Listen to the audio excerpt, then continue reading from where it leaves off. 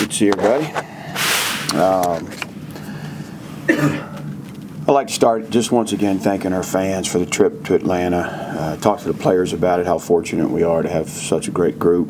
The walk into the venue was outstanding for our guys, for our team. Obviously, looking forward to having a home crowd, being back at Lane Stadium, Maroon Effect, and the best environment in all of college football. It's going to be an exciting Saturday night, like we all know. Great opponent coming in Vanderbilt. A ton of respect for Clark and what they've accomplished, the momentum they have, the players they have.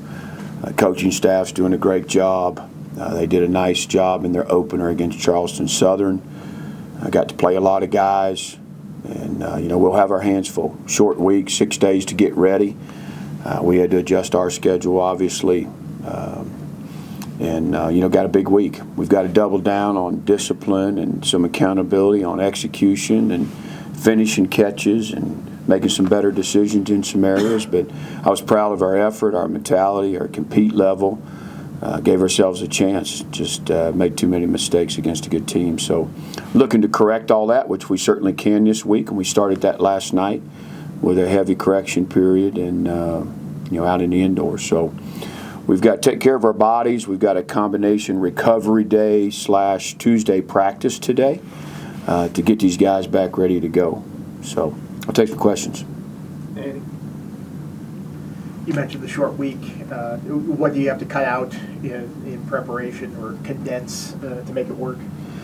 Yeah, so we went back. We've had a couple of models on a short week, but we went back to the Miami week last year after the Rutgers game and kind of how we approached that. We've, you lose that off day, which isn't just for your players. You can do some recovery, take some things off of practice Tuesday and Wednesday, but for your coaches, that's a full day of preparation.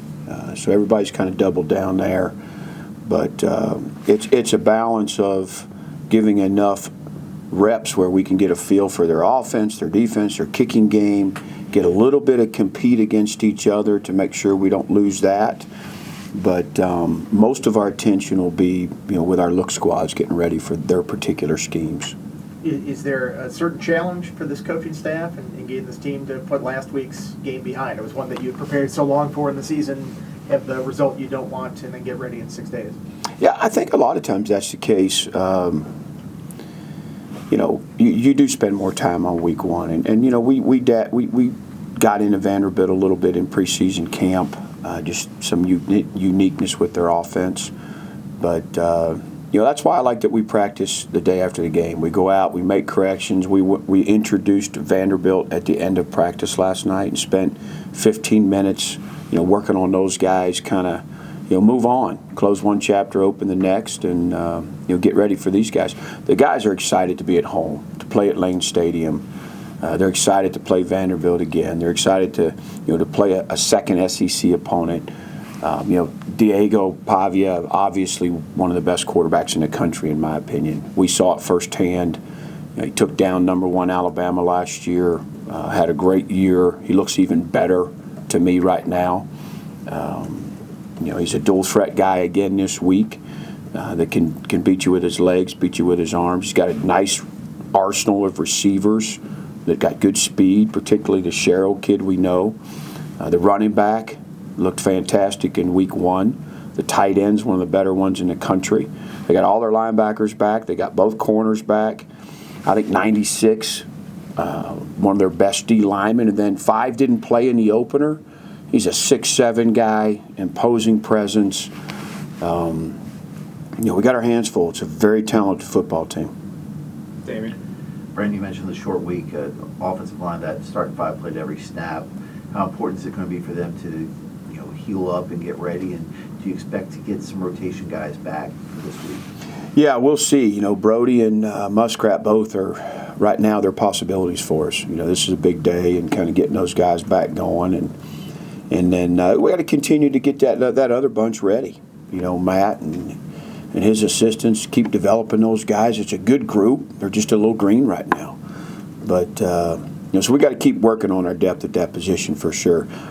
We did get a lot of snaps out of that first group, and we came out of it in pretty good shape. A few nicks and bruises, but nothing that would keep those guys from having a good week. At linebacker rotation, looks like at will it's Keller or Short.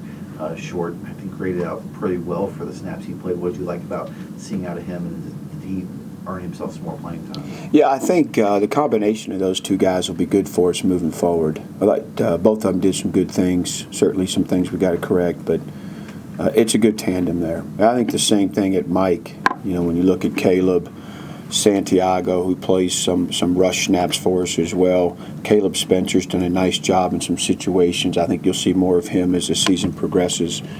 But, you know, it's a good group. They got to keep coming. Dave, when you looked back at the punt return they had, what stood out? Did anything new stand out to you on film about just the breakdown and how you guys prepare for it going forward next time? Yeah, I think first of all, we coach these guys to stack. You know, once they beat those coverage players or those corners out there, once they beat them, to stack them, to be in position to take your shot and make that returner go east-west. We didn't do that. We did it all the other snaps in the game. On that particular snap, we didn't stack them very well. We didn't take our shots. And then on the other side, they viced both gunners, doubled them up. Excuse me, we didn't do a good job getting off of them. And we had some other guys inside not do a great job. You know, even at the second level with the shield, the contain element and things. There was a couple of breakdowns on the play.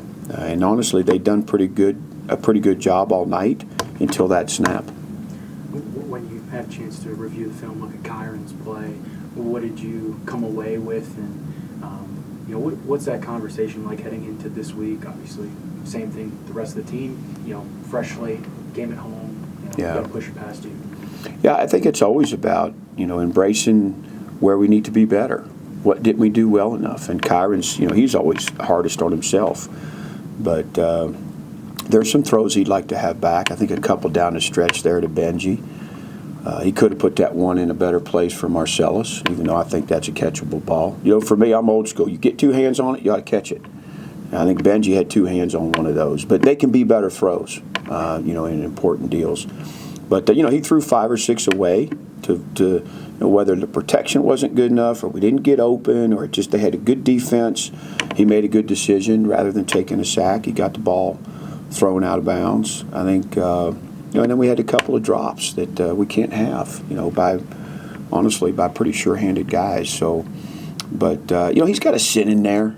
And when he sits in there and steps up and good footwork, and that's when he's at his best. I look for him to bounce back and play a really good ball game for us. David. Back to Kyron, he took a lot of deep shots, especially one-on-ones. Is that something within Monty's offense that you like to see, especially get some explosive plays going?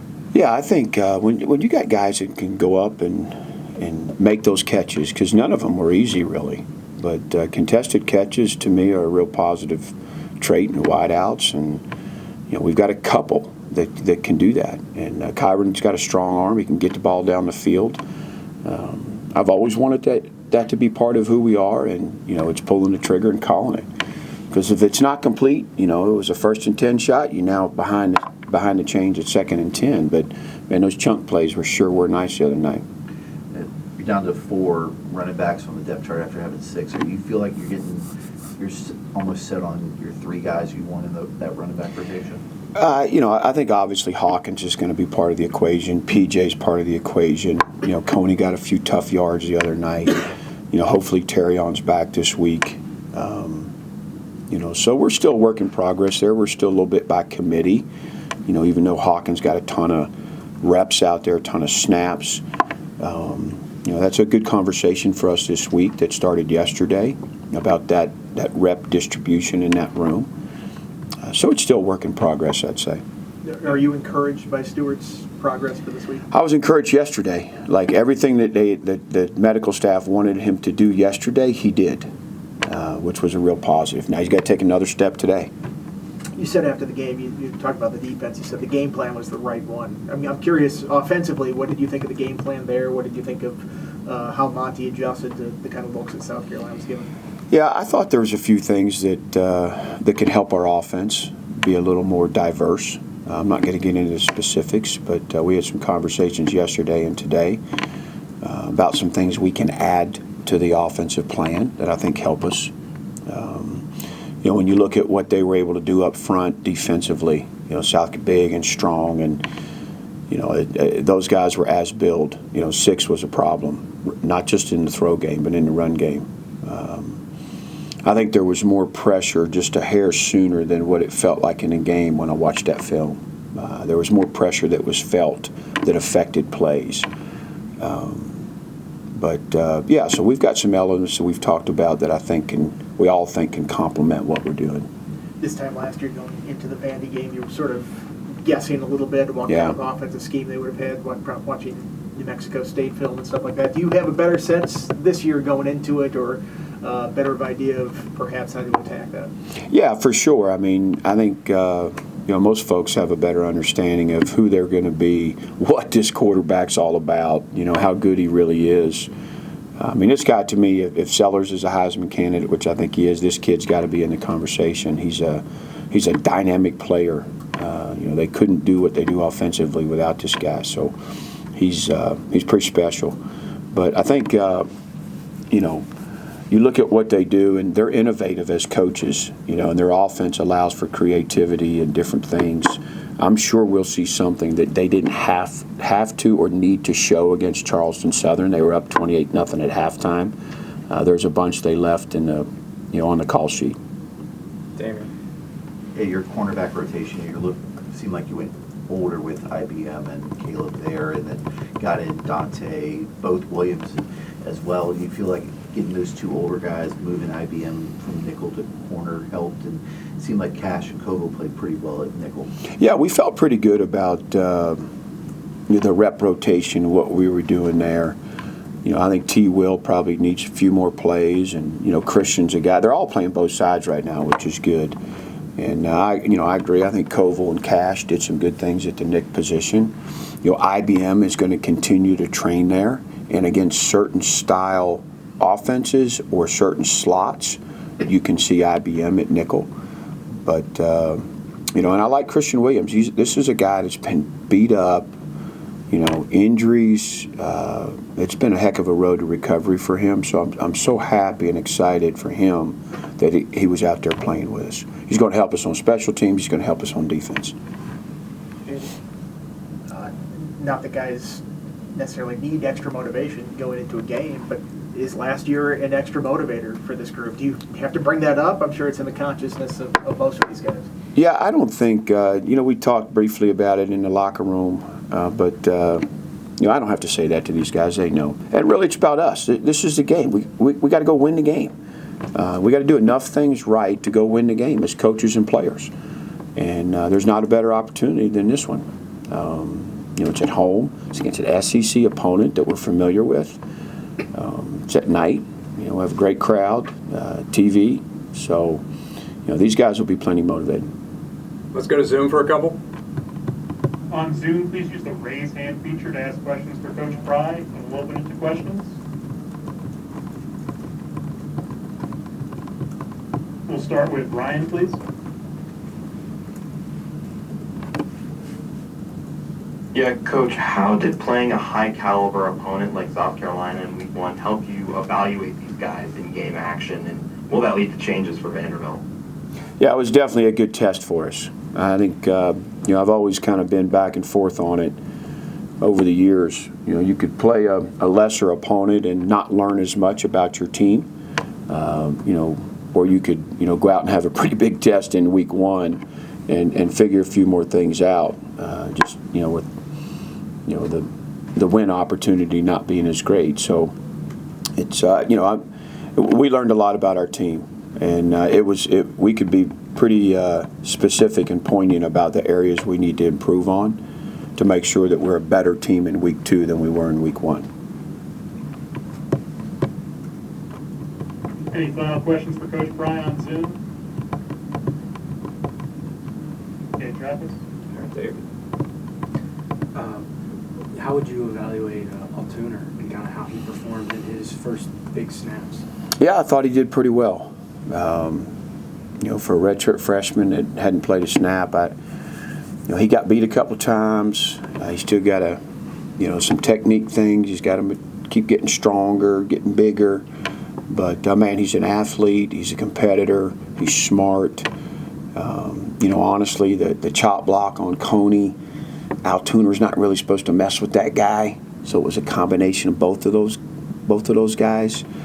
So there were some subtle things that hurt us a little bit that that he can clean up, and he will. He's very coachable. As I said, he's smart. So, I think it's a good game for him to build on, much like the rest of our team, to be quite honest.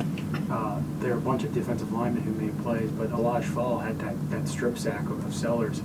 What did you see on that play, the move he made? And he's not a guy that we've been talking about. There are a lot of guys you brought in there, but it seems like he's really earned some more playing time. Yeah, he's a guy we've been excited about. We were honestly very excited to get him. It was, we weren't sure we would. And, he played down at Georgia Southern for a friend of mine. And so we kind of knew what we were getting. But, he's nearly 300 pounds. He's got some suddenness to him. He's explosive. He's very smart. I wish he'd just play with a little bit more motor, a little bit more edge. But that snap where he got the sack fumble, he struck that kid and got rid of him pretty quick. I wouldn't say there was anything especially savvy about it. It wasn't some dynamic rush move. He kind of got after the guy and got rid of him and got his hips clean. But I think he'll get better and better as he goes. But again, he's a guy that's played a good number of snaps. He's overcome a couple of injuries, prior to being here. But this is a guy we're excited about. I thought the combination of him and James at that spot worked well for us. Thanks, Coach. All right, appreciate it, everybody.